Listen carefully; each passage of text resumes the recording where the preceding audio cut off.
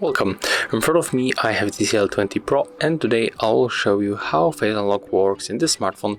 We are going to make a few tries and let's see how it performs.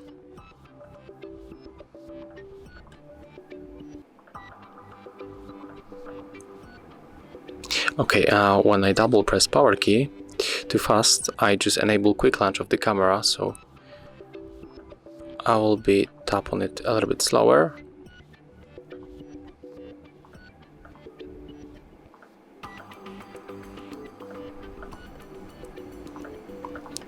Okay, so as you can see right now, it recognizes my face every time, so that's good.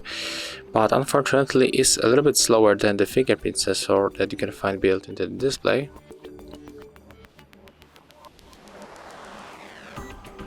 It's not that bad, but you can find few smartphones with faster recognition of your face. So that's how it looks.